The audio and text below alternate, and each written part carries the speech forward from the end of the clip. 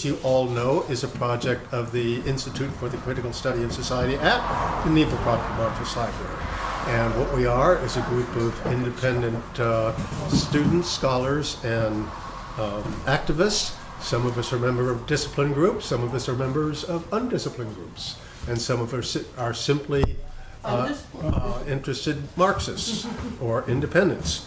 But we all share a common commitment and respect for the work of Karl Marx and a belief that his work will remain as important for the class struggles of the future as they have been for the past. And I'm wearing a mask here, not of solidarity for any protesters in Hong Kong, but rather for medicinal purposes. I don't want to infect anybody, and I'm sure no one wants to be infected except by my very corrosive ideas, but we will pass on that. We're very fortunate today to have my good friend Jim Smith. We were partners in the Renewal Caucus of the Peace and Freedom Party, and we've all gone on to greater things, I think. But at any rate, among his greater things are this book, Gentrifying Paradise, which he describes as a handbook for fighting gentrification. For fighting gentrification. So we will, as usual, we're starting a little bit late, but I think we still have to get out of end at our usual time at 12:30, so we need to maintain discipline there. But we're having a meeting? But we are having a planning meeting at 12:45, so you're all welcome to join in the planning of this enterprise. We'll stop about halfway through and make a fund appeal, since, as you all know, in spite of our best efforts, we've gotten no money from the National Endowment of Humanity, the CIA, or Soros Foundation, so we are forced to rely on people who come. So, yeah. So, Jim, it's all yours. Thank you, Gene. I'm glad you clarified the thing about your mask. I thought you had joined the Shining Path, but it's a pleasure to be here at the Institute for the Critical Study of Society, which I know mostly Gene's brainchild, I believe. This is available to you. Do you want me to hold that, or If you don't need it, then it's okay. well, I don't know. You can tell me. You're closer to it. Anyway, I've known Gene since he was the terror of Long Beach, and we were both worked in the California Faculty Association. I was a staff member, and he was one of the rabble rousers, as usual. And then we went on to the Peace and Freedom Party. So it's great being with a stalwart Marxist like Gene Rule, Professor Rule. Also, I'm happy to be here at the Nebo Proctor Library. I had the great pleasure of knowing Roscoe Proctor years ago, and he was a wonderful man and a fine Marxist. So it's very nice to see that the library has been built and honors his name. So a little bit about me. My name is Jim Smith, although it's more formal in the book, which is James R. Smith. It's still me. And my academic background is journalism, sociology, and political economy. I studied Marxism under E.K. Hunt, who's one of the, I think, foremost U.S. Marxists around at the University of California. And after that, I worked for 25 years as a union organizer and strategist in a variety of different unions, which gave me, I think, a complementary viewpoint of the working class from what I'd learned in academic classes. And after that, I was the editor and publisher of a local radical newspaper called the Venice Beach in Venice, California, and the surrounding area. And then I started writing books, so I've got a couple of them over there, but Gentrifying Paradise is, I guess, my magnus opus currently, and it's, I wrote it in order to help people understand how they could fight gentrification and how they could even win against gentrification. And it's based on a case history in Venice, California. Some of you may be of the age where you remember Levittown, which was the first kind of book like this, where the whole suburban phenomenon after World War II was focused on the town of Levittown, Pennsylvania. And that's been a common way of developing an understanding of a phenomenon, is to focus on how it plays out in a certain milieu, which in this case was Venice. But I think the lessons learned there apply to the entire epidemic of gentrification. There's hardly a city of any size that is not confronted with gentrification these days. And what gentrification is of course, the context of the talk today. I think it's probably a good place to start with this crowd is on a little higher level than some of my book talks.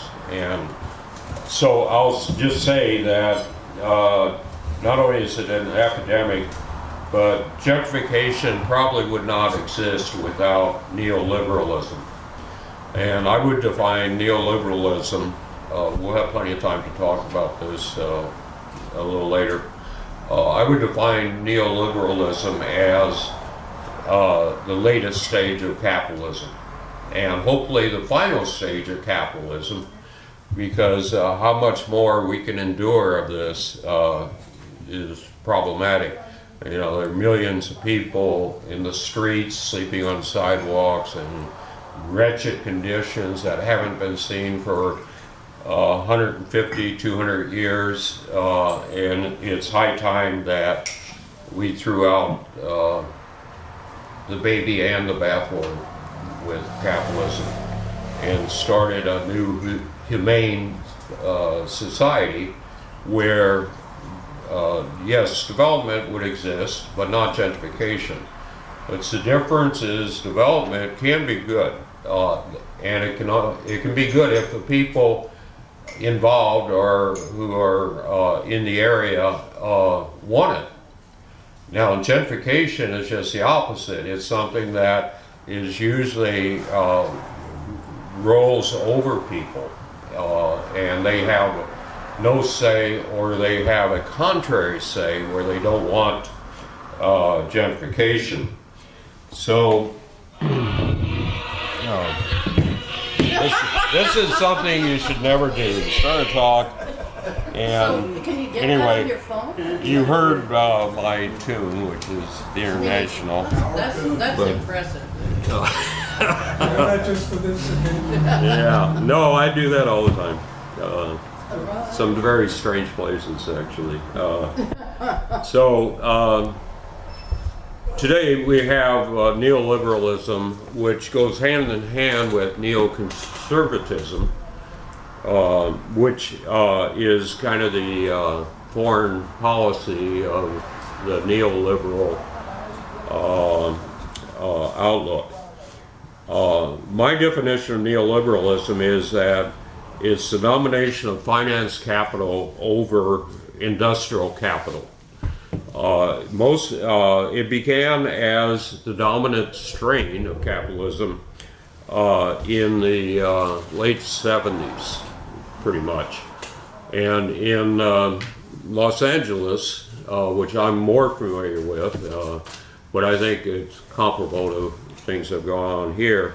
In a matter of a couple of years, we lost 4 major rubber plants that made tires and so on, which were Uniroyal, General, Firestone, and Goodyear, and thousands of workers, mostly black and Latino, were laid off and lost their good union jobs because of that. It was devastating, in spite of fights to try to save those plants. What year?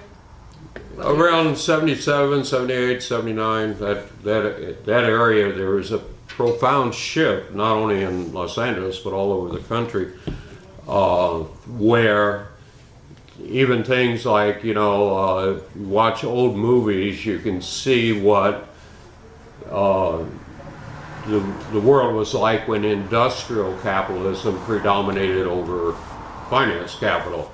And you had, the friendly, supposedly, owner of the local newspaper who was good at heart, and, according to the old movies, they were usually assholes, but they ran the paper and made all the decisions.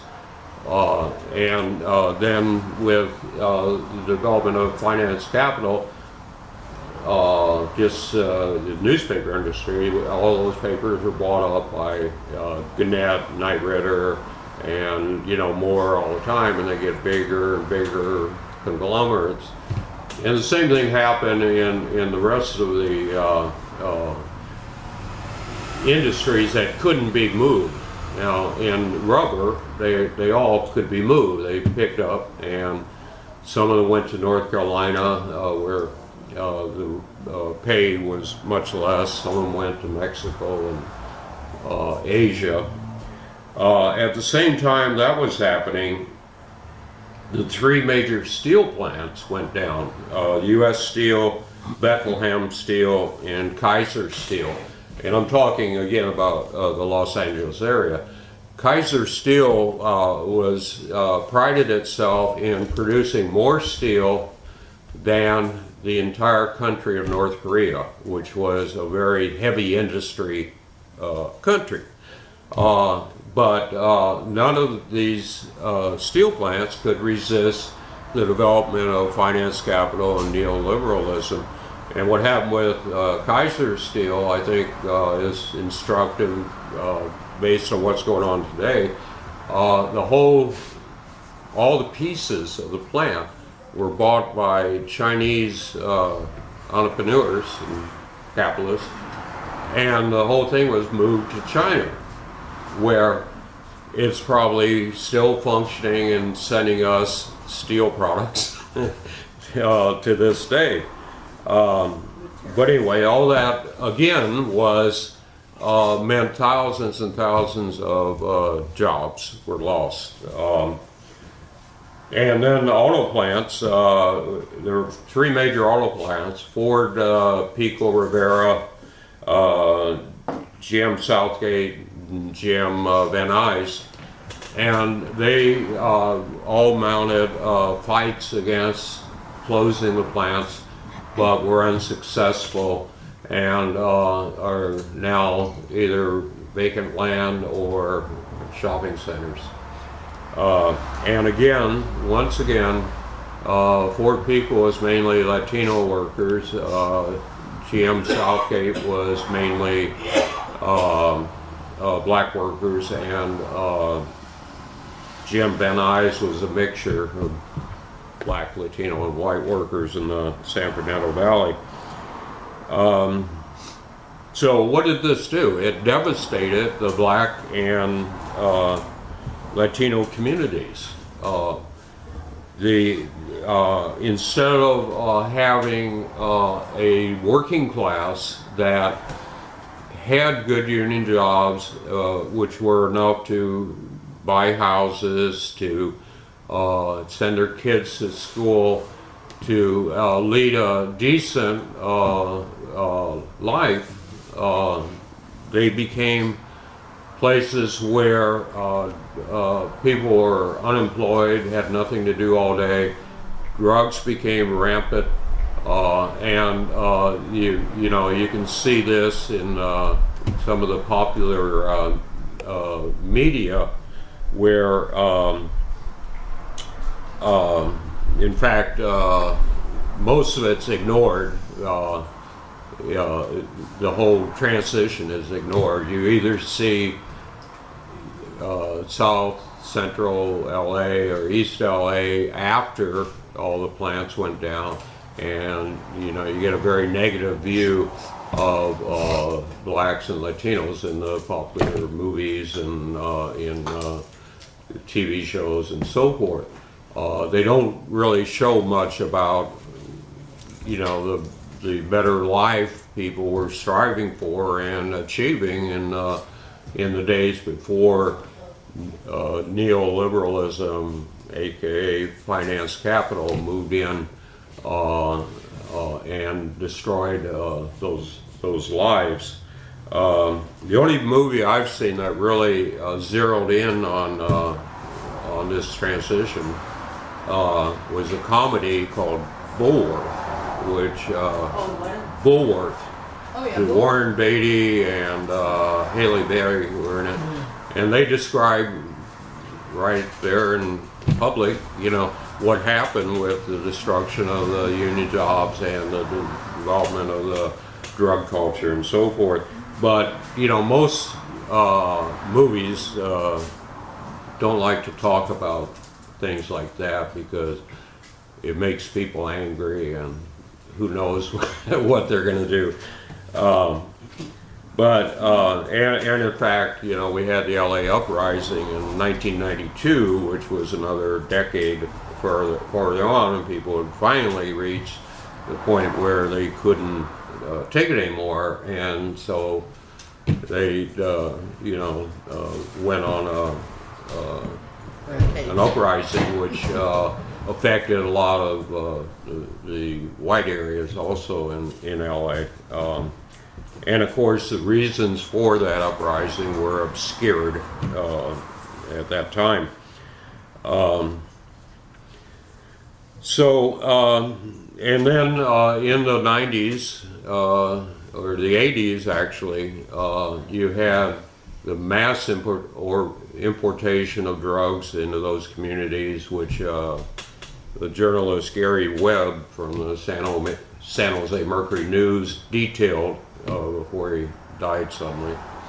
The CIA was bringing in drugs to South LA and East LA, and was circulating, you know, them through a number of local dealers like Rick Ross was the most prominent. But anyway, that was just the opposite, the inversion of what seemed to be a happy life for many people when they had their union jobs.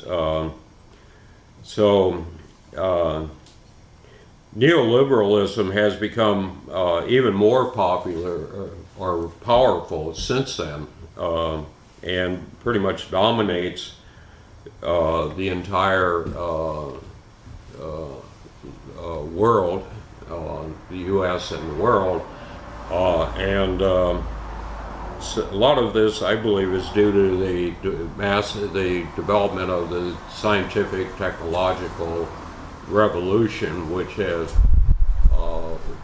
made the productive forces of our society much more powerful than they were back in the late 70s or 80s. And you know, we continue to have more and more developments from phones to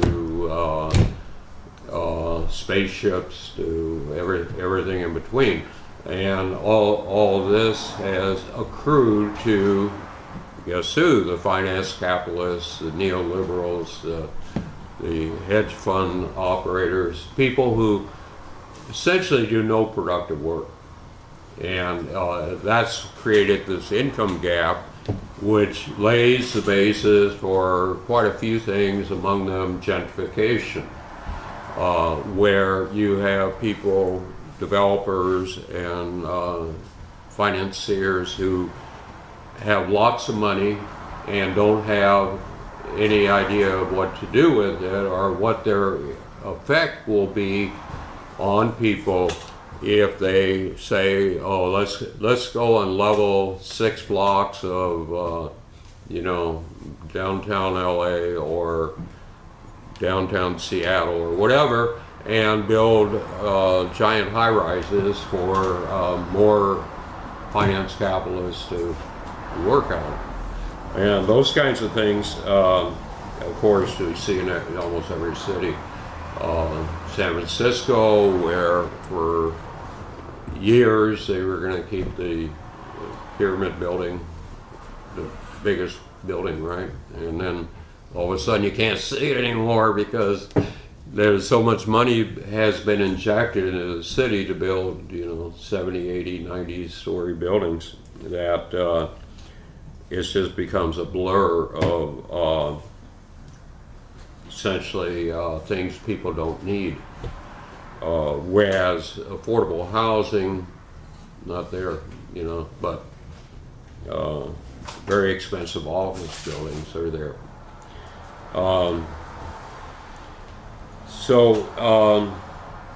Neoconservatism, I think it should say something about that because that's a part and parcel of the forces driving gentrification. We've seen since we had the Vietnam earlier, but then since the 70s, we've had the Contras in Nicaragua. We've had Libya, Syria, Iraq, Afghanistan still going on, and there's more and more of that happening. Africa is becoming like a military base for the U.S. At a time when China is creating infrastructure. The U.S. sends in troops to fight wars or stir up wars in the poorest continent of the world. The multiple wars and covert actions have been constant since this, my timeline, which is the late 70s. And there's been virtually no break in military actions or secret intelligence actions or changeovers against the will of people in different countries, or bombings of people, which is devastating to countries which were kind of in the same position as unionized workers in this country, but because you have countries that were on their way to developing, more and more people-oriented achievements, but instead they have become war zones. And so of course you have, in those situations, you have terrorism, which you say is a natural reaction to being bombed. So that those people are being bombed by the U.S., so why should they not bomb the bombers? And instead, what happens here is we have a national security state, which goes part and parcel with the neoliberalism in this country. And it doesn't matter which party is in power, because giant wealth infects everything. Is preaching to the choir here, I think. But what's happened is we have people, as I said before, who have no productive connection to society, but they are some of the richest billionaires there are, and what has been dubbed casino capitalism, where you just basically play games and be computerized games or whatever, and you just keep getting richer and richer because you start with a great deal of money, and so you get better treatment, better terms, better everything. And then those people who want to do something aside from accruing stock and bonds and so on, develop different areas, because there's a lot of money in development, or what we would call gentrification. And a case in point is we've had a fight in Venice, where I'm from, to save the Venice Post Office, which was a WPA project and was the center of pretty much of social life in the community. That's where you go to see all your neighbors and friends and everything. Anyway, the U.S. Postal Service, in its wisdom, decided it was surplus property. And so, along with a whole bunch of other post offices, I think the Berkeley Post Office was threatened for a time, right? And so they gave a contract to this giant real estate guy who just happened to be Dianne Feinstein's husband, to sell all this property, to unload it. And unload it he did, and now the Venice Post Office is owned by a financial group in the UK. And I don't think they bought it to improve conditions in the community. They said, oh, they looked on a spreadsheet or something and said, oh, we can get this for $5 million or $10 million or whatever. It sounds like a good buy, and maybe we can build a high-rise there or something like that. Those are the kinds of things that are happening throughout the country, throughout the world even, because of neoliberalism.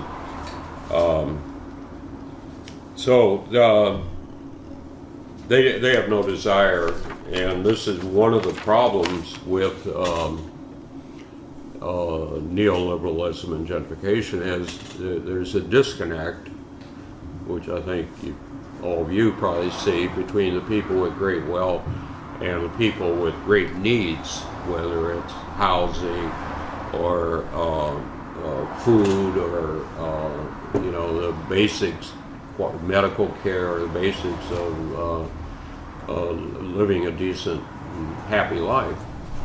Or I think having a wonderful life, as Norman would say. So that's one of the problems. So I want to, since I'm here with the book, I want to read just a little bit out of it about what are the necessary ingredients of gentrification. I think that might focus the upcoming discussion a little.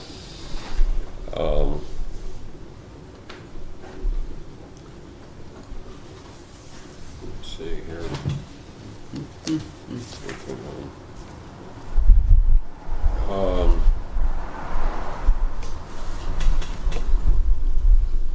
Okay, one is just summarize a huge increase in the economic wealth of a managerial or technological class, and that we can check that one off, right? There's more billionaires. The billionaires have become a class. There was never a class of billionaires in the past. You might have had John D. Rockefeller, but he was a class all his own. But now you have hundreds or more billionaires in the U.S. A large income gap that separates the working class from the upper middle class. In addition to the billionaires, you have a modified trickle down. You know, it doesn't trickle down to the people who need it, but you have some trickle down to the managerial class, which is essentially the upper middle class that some people call yuppies or UMCs or whatever. And they have Just saying, when you click it down, it just. Now we have a seminar on what to do with the offering. Wait a minute, Okay. wait a minute. Just go ahead. I thought I hadn't mentioned America enough. You'll have to go to a presidential talk for that. It's high fire season right now. What is? So anyway, there's this gap not only from the very rich to the very poor, but also from the upper middle class to the working class, which